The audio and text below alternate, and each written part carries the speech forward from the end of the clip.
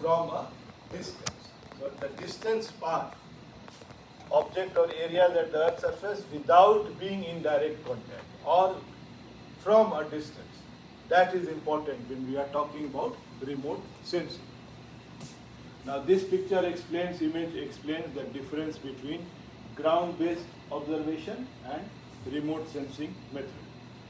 In ground-based method, okay, you go to the field, you take the measurement, you get all the information, you come back, you enter all the information in the database, and the things are ready for you. Now, in the remote sensing, you have the Earth, there is a sensor which is recording the reflected electromagnetic radiations from the Earth's surface. That is the sensor.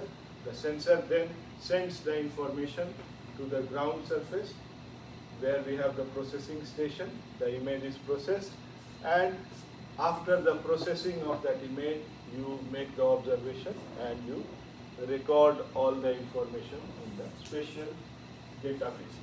Now, if you look at the two things, it appears that this one is easy and this is more complicated because there are more steps which are involved. But in actual,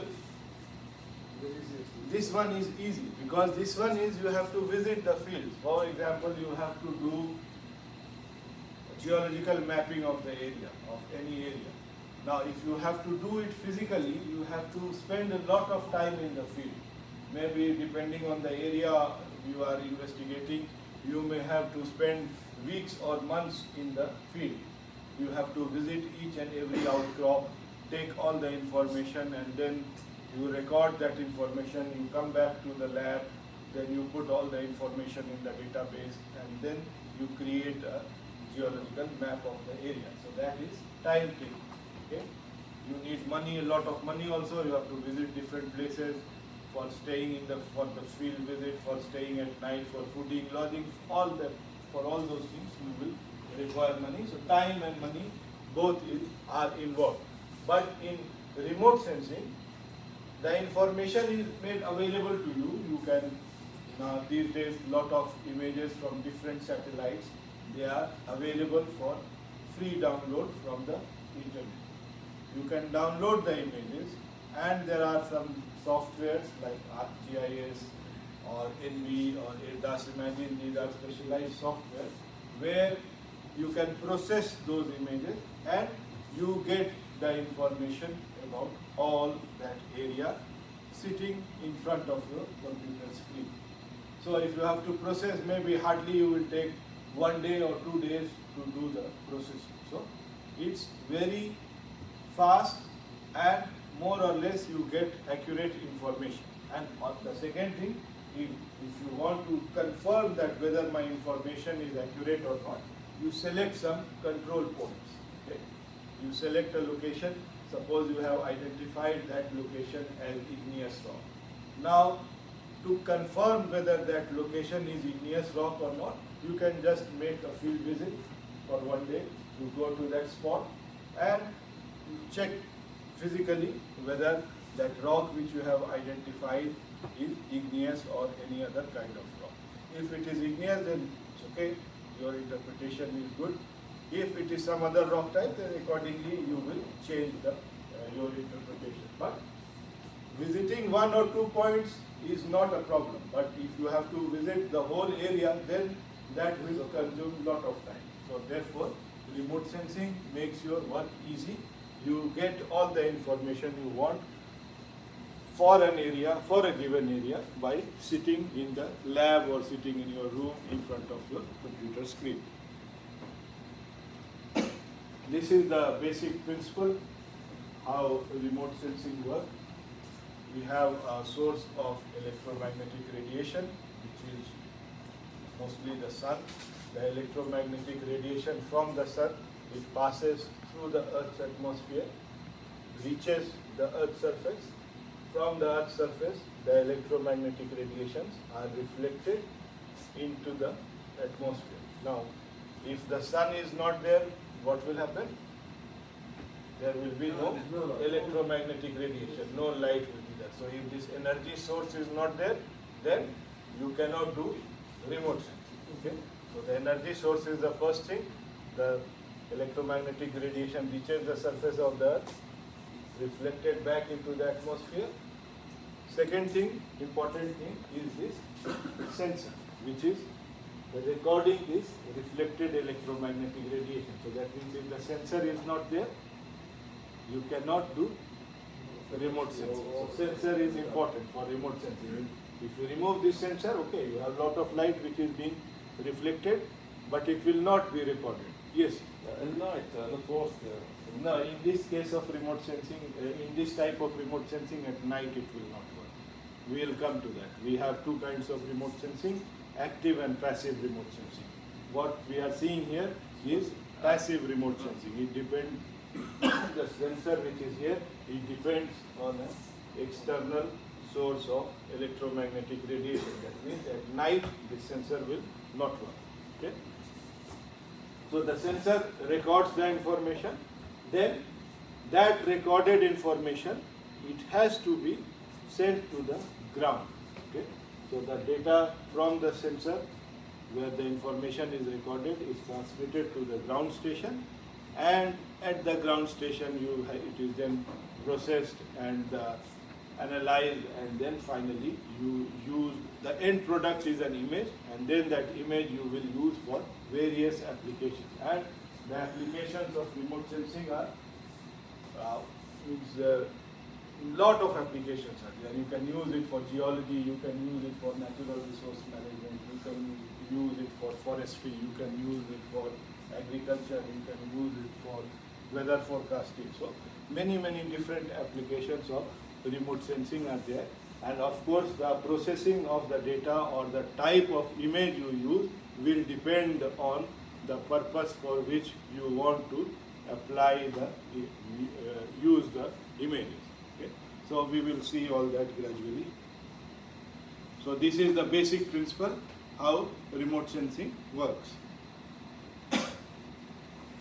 Now, as you asked, it will work or during the night time or not. So in case of passive, it means there are two types of remote sensing, active and passive remote sensing, depending on the source of, depending on whether the sensor has its own source of energy or not. In this case, this sensor, it does not have its own source of electromagnetic radiation. The sensor, it depends on the sunlight, sun's energy for the source of electromagnetic radiation. So this kind of remote sensing is called as passive remote sensing.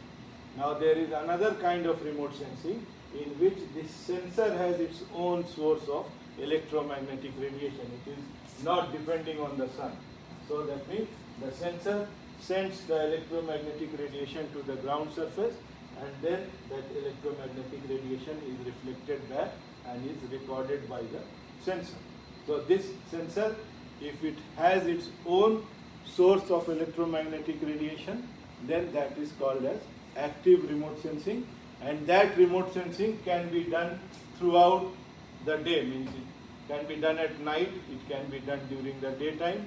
Night also, why? Because it does not depend on the sun. The sensor has its own source of electromagnetic radiation. So this type of remote sensing, where the sensor has its own source of electromagnetic radiation, that is called as active remote sensing. The sensor in our eyes through which, in our body through which we can see is our eyes. Okay. Now eyes, the remote sensing which we are doing right now, is it active remote sensing or is it passive? Passive. Passive. Yes. What does it mean? It needs light. It needs light. That means if I switch off the light, if I make the room completely dark, or at night time if you are in a place where there is no light, it becomes difficult to see. So that means our eyes are what? They are passive remote sensor. Of course you can see, it's not that it will be completely blind. After some time you can see something, but of course you cannot see the color and all those things you cannot see at night if it is completely dark. So that means our eyes are passive remote sensor where we depend on a source of light to see the objects around us. That source of light can be this artificial light which is from the bulb, or it can be sunlight if you are outside. Sir, Yes. I have a question. Yes. This source, why here 3 and here 2 and here 1? Oh, just for explain. Okay, some of the as the electromagnetic radiation passes through the Earth's atmosphere, some of the radiations they are absorbed by the Earth's surface. Some are reflected, some are absorbed. So here, like some of the radiations, you will see that they are absorbed and they are lost. They cannot be reflected. So just for an explanation, understanding that the amount of light which is falling on the surface is more, but the light which is reflecting, some of it is lost. So that is why you have only 2 arrows. To be honest, I realized this for the first time. That there is 3, there is 2, and there is 1. Okay, and 1 only here because only one type of electromagnetic radiation is used to transmit the energy. Here, the electromagnetic radiation we will see in the next few slides, that it has a range starting from gamma rays and goes up to radio waves. You have gamma rays, you have X-rays, ultraviolet rays, then you have the visible light, then you have the infrared rays, then you have the microwave, and then you have the radio. So from the sun, all of these are coming out. Some of them are absorbed in the atmosphere, some of them are absorbed in the Earth's surface, and then some part of it is reflected. And for transmitting the information, we are using only radio waves. So only one type of wave is used for communicating the information from the satellite to the ground station. So probably that is the reason why the number of rays which are coming has reduced. So these are the components of remote sensing, different components, and in the last lecture I told you that we are having 5 minutes in this course, and the distribution of the units are based on these components.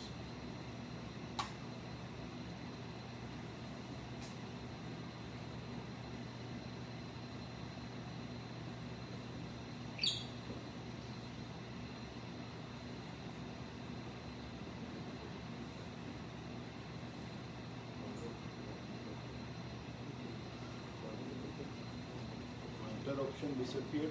You can see the pointer.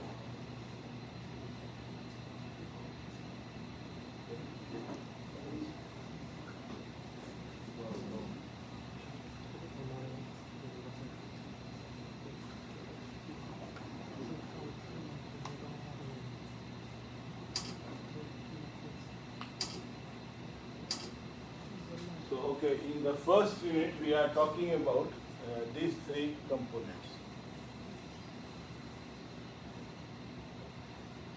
What are these 3 components? First is the source of energy, which is the sun, and the electromagnetic radiation which is coming from the sun. Now, as is electromagnetic radiation passes through the Earth's atmosphere, not all of them can pass through the Earth's atmosphere. Some of them are scattered, some of them are absorbed, some of them are transmitted. So, in the first unit we will talk about the electromagnetic radiation and the interaction of the electromagnetic radiation with the atmosphere and the Earth's surface. So, this is in unit 1. In unit 2, we will focus mostly on the sensors. What are sensors? What are the different types of sensors? What are what are the different resolutions of the sensor? So, what is a satellite? What is the difference between a sensor and a satellite? What is satellite orbit? What are platforms? All those things we will learn in unit 2. Now, in unit 3, we will learn about the important satellite missions which are there in space and providing us data for weather monitoring, for Earth observation. So we will study, there are many different satellite missions, more than 4,000 to 5,000 satellites are present there in the space at present. But of course, we cannot learn about all the 4,000, 5,000 satellites. We will select only the few important ones and we will learn about those in Unit 3.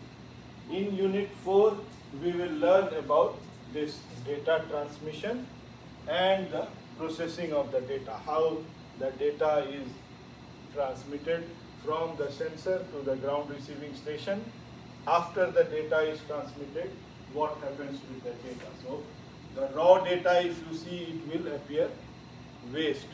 Means you will say that we cannot do anything with that data. But of course, you have to process that data. You have to, I mean, improve the quality of the image, and then only you will be able to get information. So in Unit 4, we will be talking about data processing and analysis and the data transmission. And then in the last unit, in Unit 5, we will be talking about the application of that data which we have obtained from remote sensing, how you can use it for geology, how you can use it for geological mapping, structural mapping, mineral resource identification, all those things. So we will learn that in Unit 5. So this is how your units are distributed. And also I sent you a Word file which shows you the distribution of the grades and the exams. Yeah. So we will have 2 term exams and we'll have 1 quiz. Okay. So in the first term exam, which will be sometime before Ramadan, we will have Unit 1 and 2. Okay. The course for first term exam will be Unit 1 and 2, and the course for the second term exam will be Unit 4 and 5. And then there is 1 quiz also online. The quiz we will have it online on LMS, and that unit will quiz will be for Unit 3. Okay. So for Unit 3 we will have the quiz. So 10 grades for term 1, 10 grades for term 2, exam 2, and 10 grades for the quiz. Total is 30, 30 for the lab and 40 grades for the final exam. Okay. Can you switch off that light for a moment?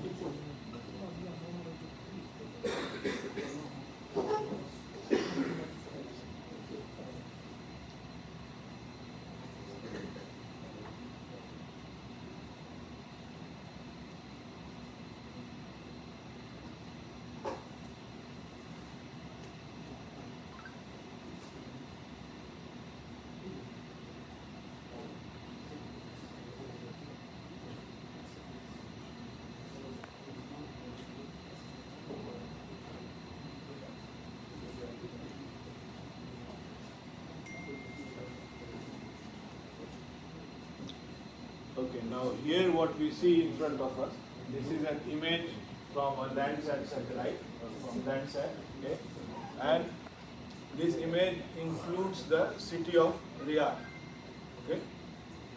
This portion, if you see, this is Riyadh. But look at the image, does it look meaningful? You will say that it's very dark and you cannot get any information from this image. So actually this is not, some processing has already been done in the image, but then to get more information you have to process this image. You have to improve the brightness, the contrast, sharpness you have to improve before you can get some information. So this is the original image. If you download the image from the satellite, from the website of US Geological Survey, which has the database for all the Landsat satellites, this is how it will appear. Okay? Right now, in this present condition, it will look as if there is no information which you can get from this image. But once you process the image, you will get more information. Before processing. This is before processing. Okay? So it appears very dark. You cannot see any information just by looking at this. And also the important thing is that, is this a colored image or a grayscale image? It's a grayscale, means black and white image. Okay? We will see that in the later slides, that to see a colored image, we have to combine several images together. Then only you will be able to see a color image. Yes? Doctor, This.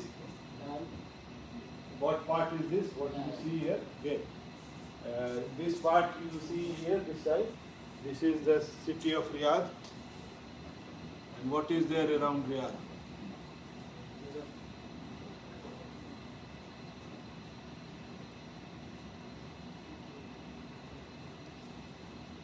This is Riyadh, and all this area, all the valleys, the wadis, this you can see this black line. Do you see here? Slightly invisible. This is Wadi Hanifa is there, okay, and then you have the other Wadi Nisa and all in the south, and all these are the desert areas. So this is an image of Riyadh, and it is from, you can see here, it's from 2023, 2023 is written, it is October, 12th October 2023.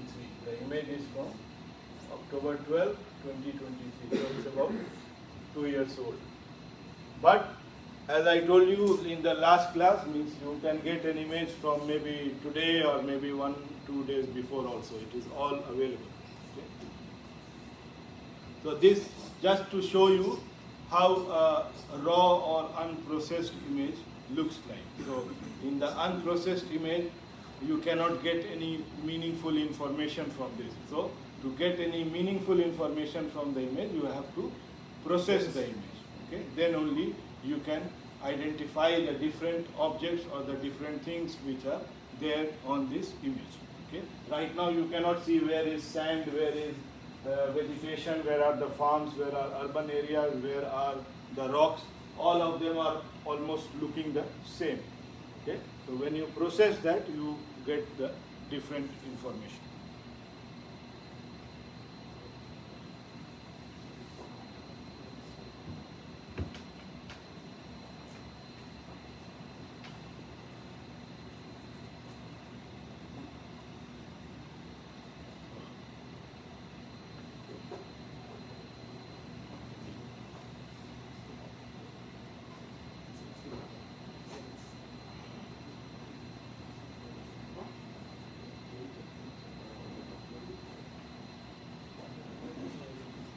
Okay, so coming back to this image, okay, you have the source of energy, and the electromagnetic radiation is, it passes through the Earth's atmosphere, reaches the surface of the Earth. From the Earth's surface, again it is reflected back into the Earth's atmosphere.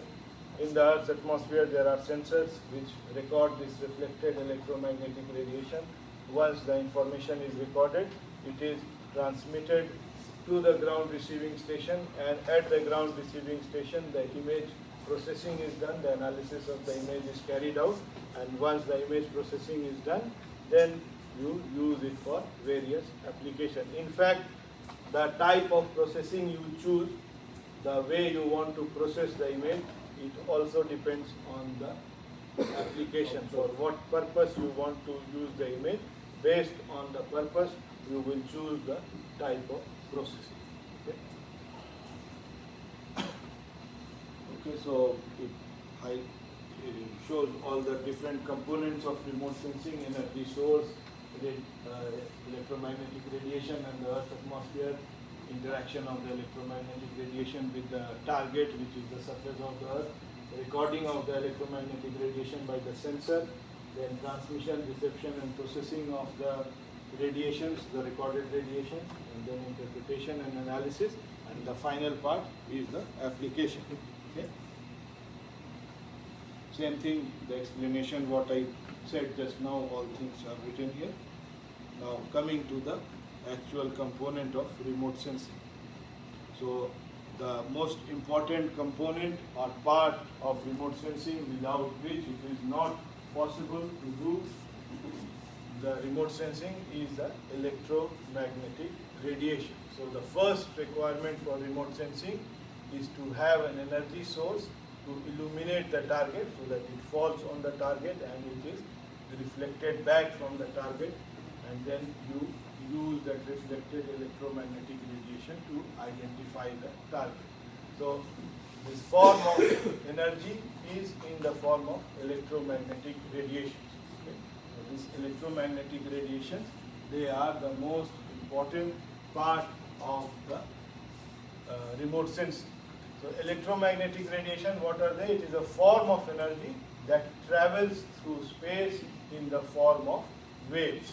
Okay? It travels through space in the form of waves.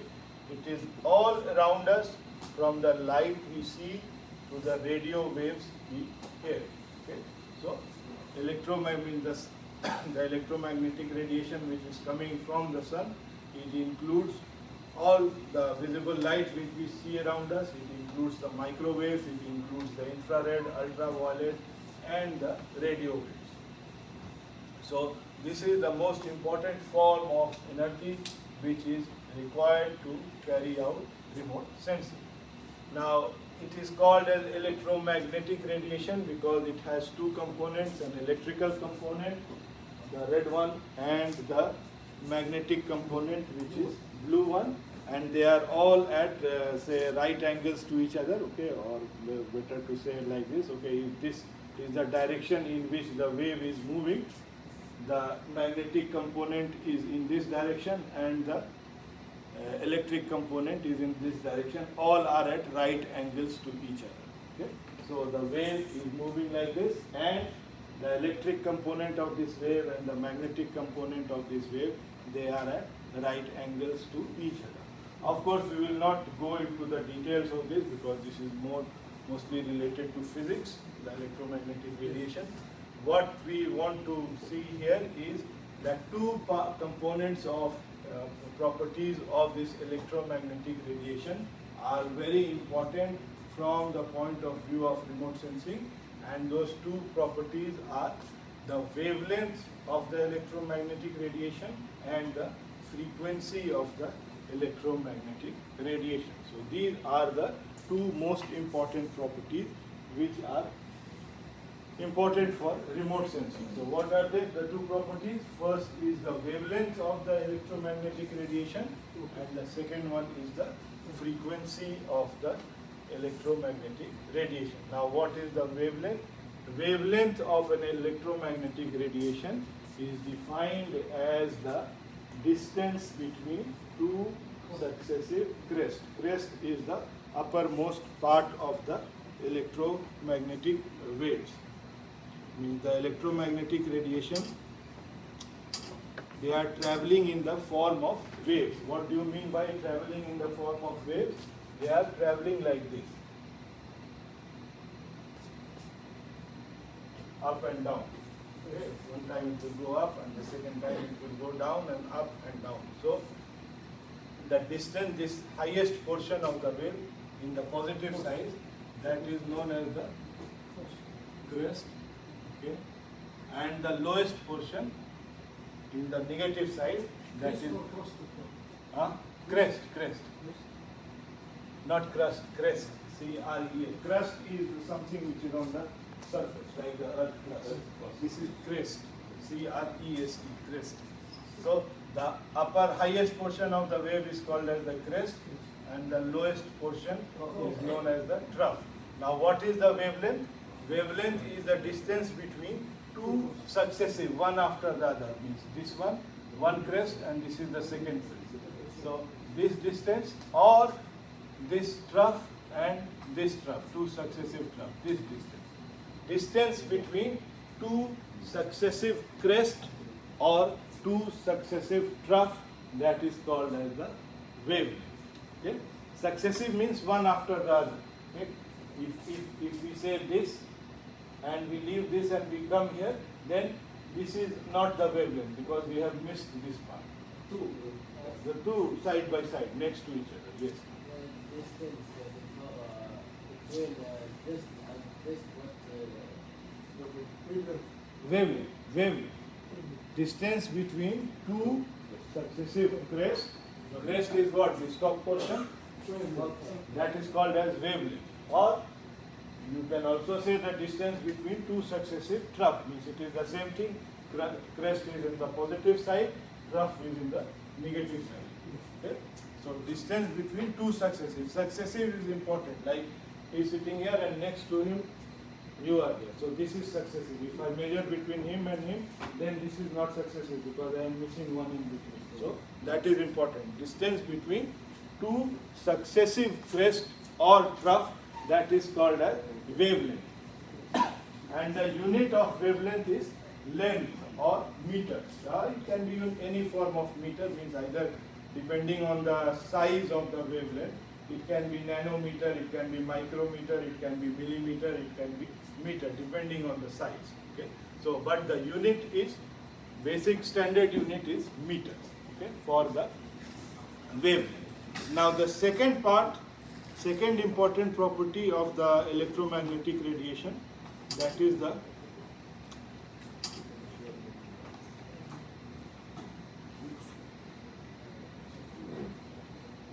second important property is the frequency.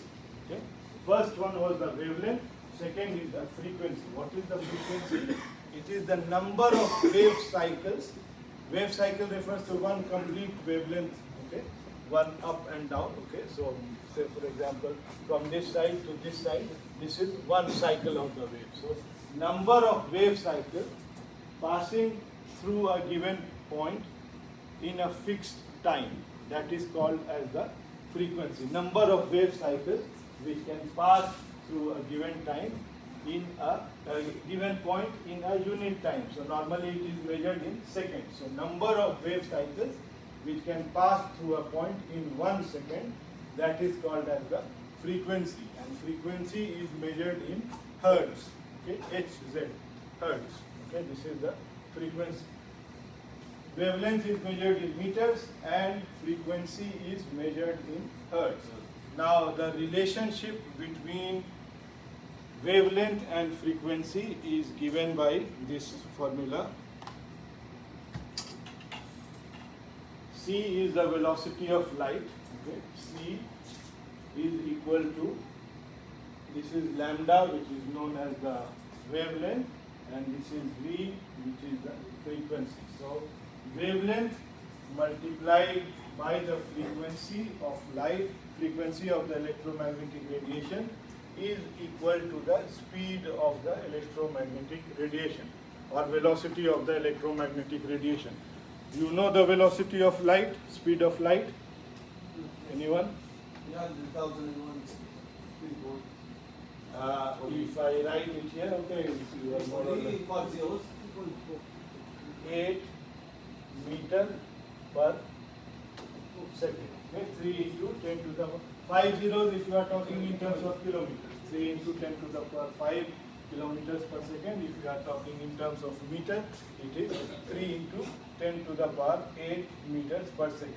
Now this velocity is fixed for all the electromagnetic radiation. That means whether it is gamma rays or X-rays or microwaves or visible light, all of them will travel with this same speed. So that means C is fixed. I cannot change the speed of light or velocity of light. Now here the two things are there, frequency and the wavelength. So if I decrease the size of the wavelength, what will I have to increase to maintain the same speed? The frequency will increase. If I decrease the size, if I decrease the wavelength, frequency will increase. If I decrease the frequency, wavelength will increase, so that the C is maintained, so that the same speed of light is there. So that means wavelength and frequency, what is the relation between them? They are opposite of each other. If the okay, this is case number 1 and this is case number 2. Where do you see a higher frequency? 1 or 2? 1 has a higher frequency. And where do you see a bigger wavelength? 2 has bigger wavelength. So that means if the wavelength is more, what will happen to the frequency? It will be low. If the wavelength is high, the frequency will be low. And if the wavelength is small, then the frequency will be high. So this is the relationship between wavelength and frequency. They are inversely related to each other, or they are opposite of each other. If the frequency is high, the wavelength will be low. If the wavelength is high, the frequency will be low. So the reason why, because the speed, the velocity of all the electromagnetic radiation are the same, it is constant. So if I decrease the wavelength, I have to increase the frequency. If I decrease the frequency, I have to increase the wavelength so that this velocity is maintained. So this is the relationship between the frequency and wavelength. Higher the frequency, smaller the wavelength, smaller the frequency, higher the wavelength. What is the unit of wavelength? Length. No, unit. Meter. Okay, it is in, no, just meters. Okay. And what is the unit of frequency? It's hertz. It is number of wave cycles passing through a point in 1 second. So some of the electronic equipment which we use at home, you will see sometimes it is written 50 hertz, sometimes 60 hertz. So that means 50 hertz. Like radio, Like radio frequency also, yes, that is the number of waves which is passing through that point in 1 second. So that is hertz. Radio frequency is the same thing, radio, because it's a part of the electromagnetic radiation. So we use that.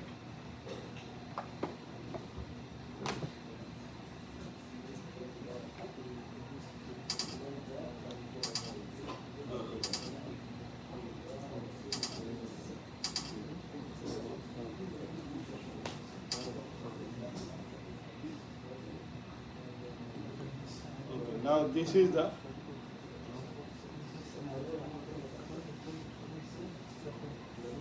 relationship between the two. The shorter the wavelength, higher is the frequency, longer is the wavelength, lower is the frequency. Now you can have a true and false question with this from this one. If the frequency is high for a particular wavelength, for a particular EMR, the wavelength will also be high. True or false? False. Because if the frequency is high, then the wavelength will be small. It will be small wavelength. Okay? If the frequency is low, then the wavelength will be high. They are oppositely related to each other. So this is important for the point of view of remote sensing, because we are using electromagnetic radiations to do the remote sensing. Now this brings us to this diagram which shows the different electromagnetic radiations. Okay, starting from where do you see the bigger wavelength, on the left side or on the right side? Right side. As you move towards the right, the wavelength is increasing. So what will decrease as you move from the right left to the right? The frequency will decrease. Means this part of the wavelength which is on the left, EMR which is on the left side, they have a smaller wavelength, but they have higher frequency. As you move to the right, the wavelength increases, but the frequency decreases. Now, if you talk in terms of increasing wavelength or decreasing frequency, the wavelengths which have the electromagnetic radiation which has the smallest wavelength, that is the gamma rays. Okay? As you move from the gamma rays, if you increase the wavelength, then you have the X-ray, then ultraviolet rays, then this small portion which you see, this is the visible light. Why visible light? Because this is the only portion of the electromagnetic radiation which we can see with our eyes. Can you see X-rays? No. In the hospital we use X-rays for the body. There is some for the bones. Yes. So when the technician does the X-ray, can you see the X-ray passing through you? No, you cannot. It is invisible. So X-rays are invisible. Similarly, the ultraviolet rays, they are also invisible. You cannot see. You can see only the visible light. Of course, visible light is a combination of 7 colors. What we see is white light. We don't see red and green and blue and yellow separately. It is all mixed, and when you mix the 7 colors, it becomes white light. Now the 7 colors of light, have you seen? No. Now you can see, sometimes you can see in the sky. Rainbow, yes. When you see the rainbow, you have that 7 colors of light. Means as the sunlight passes through the rainbow occurs when it is raining, and at the same time you have the sunlight. Okay, so when the sunlight passes through the raindrops, it splits the different colors, and you can see the rainbow in the sky which has 7 colors. So it has violet and indigo and blue and green and yellow and orange and red. These are the 7 colors of the visible light. So starting from violet,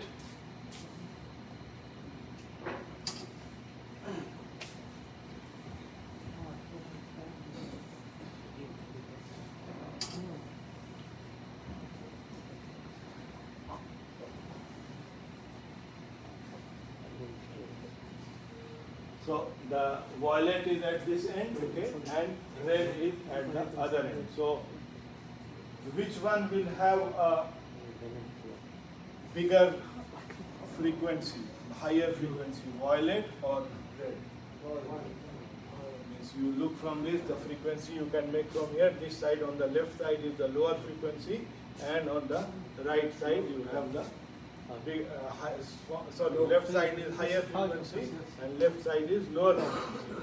So violet is on the left side and red is on the right side. Okay, so violet will have a lower wavelength and a higher frequency, and red will have a lower frequency and higher wavelength. So it will be opposite of each other. Now, if I ask you to compare between, okay, which part of the visible spectrum has the highest wavelength? Which part of the visible electromagnetic spectrum, visible light, has the highest wavelength? Red will have the highest wavelength. I am talking only about the visible part. Visible part has 7 colors, so red will have the highest wavelength. Which part will have the smallest wavelength? Violet will have the smallest wavelength. So you already have some multiple choice question here. Which part of the electromagnetic, visible part of the electromagnetic radiation has the highest wavelength? And you have 4 options: violet, green, orange and red. So red is the, I am asking about only the visible light. Yes. Violet or purple? No, it appears maybe purple, but it is violet. Violet. So it's close, violet and purple. So violet has the, and which part of the visible part of the electromagnetic radiation has the highest frequency? So violet, green, orange and red. Violet. Now right now I am asking only about the visible part. If I ask about only the, if I don't, the visible is not written. If I say which part of the electromagnetic radiation has the highest frequency? Gamma, X-rays, radio waves, microwave. So gamma has the highest frequency. Which part of the electromagnetic radiation has the lowest frequency? Radio waves has the lowest frequency. Which has the highest wavelength? So radio wave will have the highest wavelength. Which has the smallest wavelength? So gamma rays will have the smallest wavelength. So you see, lot of questions can be made only from one concept. If you know one thing, the higher the frequency, lower the wavelength, you may have 4 or 5 questions from that itself. Okay? So you have the visible light, and then after the visible light, you have the infrared, which has, so which will have a higher frequency, infrared or red? Higher frequency will be for infrared or for red? Red will have a higher frequency. And which will have a higher wavelength? Infrared or red? Infrared will have a higher or a bigger wavelength. And then you move to the microwaves, which will have a bigger wavelength than infrared, smaller frequency than infrared, and the biggest frequency wavelength will be for the radio waves, and of course the radio wave will have the smallest frequency. So these are the different parts of the electromagnetic radiation and how they are related with each other. I mean, the parts which have higher frequency, they have smaller wavelength. The parts which have lower frequency, they have higher wavelengths. Okay? So we will stop here today and we will continue in the next class. So, can you switch on the light, please? What the number?